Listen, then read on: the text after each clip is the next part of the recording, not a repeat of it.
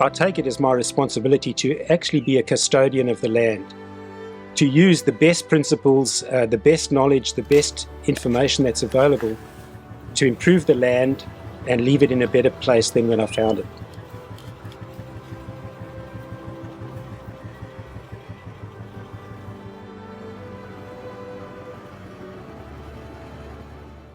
In this part of the world, things get dry very, very quickly. You don't have to have rain for 3 or 4 weeks and it becomes tinder dry.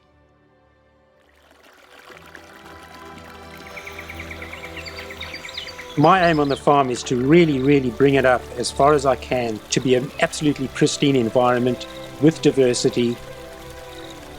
I'm working on protecting the creek so that the animals don't go into the creek and damage the banks, getting more vegetation into the creek, attracting more birds, more of the small reptiles, more of the small animals, and also planting lots and lots of trees to ultimately generate more shade, because in these hot days, shade is a very, very important requirement for your cattle.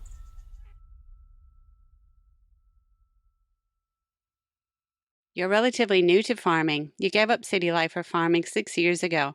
How have you found the transition? My whole life was manufacturing, engineering, product development at a technical level. My transition into farming was bringing in that kind of knowledge to farming and realizing that the natural world doesn't quite work the same. And fortunately, I've adapted, and the experience is a whole new meaning of life to me. It's wonderful. Come boy, let's go. After 3 years on the farm, you switched to cell grazing. What triggered that change? Towards the end of 2019, the drought was really starting to bite. Things were getting pretty bad, and I was irrigating every single day, spending lots of money on power and water. In September 2019, I got an email telling me about a one-day workshop, and it was titled How to Drought-Proof Your Farm. So I thought, wow, I'll be in on that. Tell me how to do it. And basically that was my introduction to regenerative agriculture. The workshop was facilitated by Brian Wellberg. Brian teaches the Alan Savory Holistic Management Framework. He went through a few very basic things about regenerative agriculture, and it really turned a light on it. It made absolute sense to me, because when I was using fertilizers, I was kind of concerned, not only the effect that it might have on the environment, but also the effect that it would have on me personally, breathing this stuff. So I started to build my knowledge. So coming from a person who knew basically nothing about farming, no botany, agriculture, agronomy background at all, I started to learn about regenerative agriculture. And what I like about it is it's not prescriptive. It works on some very basic principles. I use 3 basic principles which I can easily remember. The first is to keep a diverse number of plants and grasses green and growing.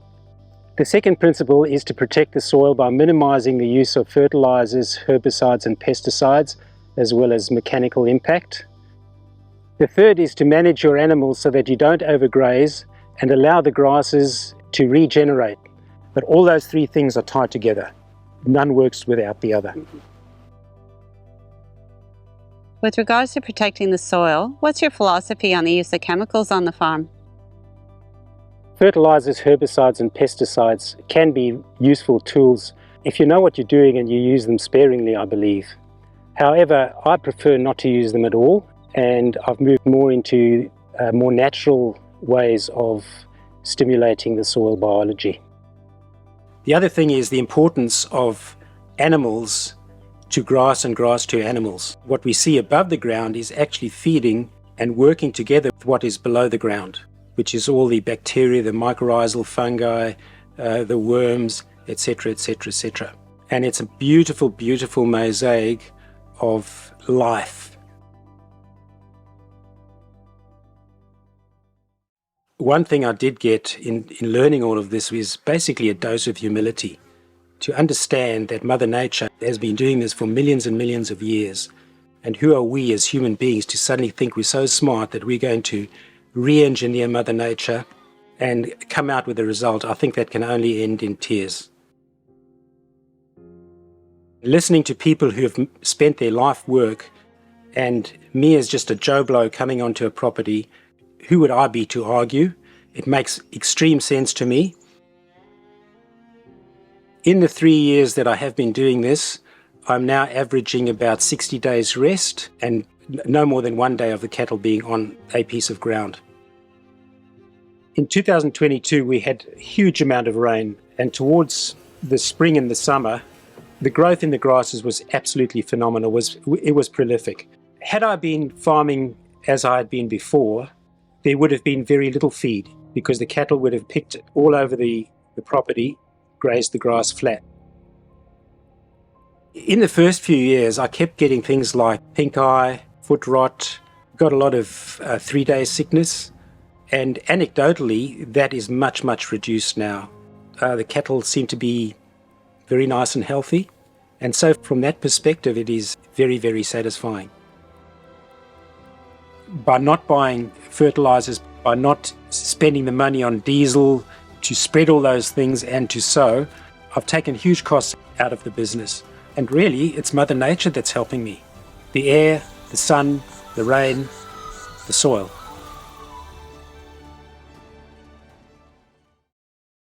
In the next episode, we look at the pros and cons of converting to cell grazing with no additional inputs.